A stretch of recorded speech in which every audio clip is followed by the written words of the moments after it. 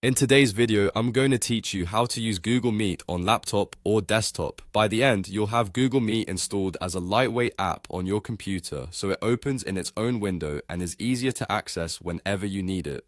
We'll be using the Progressive Web App version of Google Meet. A Progressive Web App, or PWA, installs through your web browser and behaves like a native desktop app. It's fast, secure, and great for both Windows and macOS. For the smoothest experience, use a modern browser like Google Chrome or Microsoft Edge. Start by opening your browser and going to meet.google.com. You can also use the landing page at meet.google.com/landing. Both take you to the same place where installation is available. If you're prompted to sign in, use your Google account so the page can load your meetings and settings. Next, look at the far right side of your browser's address bar. You're looking for the Install Meet button. It appears as a small computer screen icon with a down arrow, and in some cases it will say Install Google Meet when you hover over it.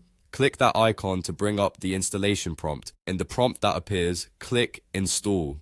Your computer will add Google Meet as a separate app and immediately open it in its own clean window without browser tabs and distractions. You should see a new app icon in your taskbar or dock, and it will also appear in your Start menu or Applications folder for future launches. From here on, you can open Meet like any other app. If you don't see the install icon in the address bar, there's an easy alternative. Open your browser's main menu and look for a section labeled Cast, Save, and Share or something similar, depending on your browser version.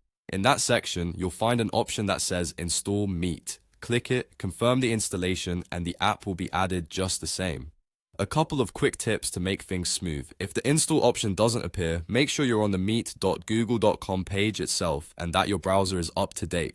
On some work or school devices, administrators might restrict app installations. Also, the first time you join or start a meeting, your browser or the app may ask for permission to use your camera and microphone. Choose Allow so others can see and hear you.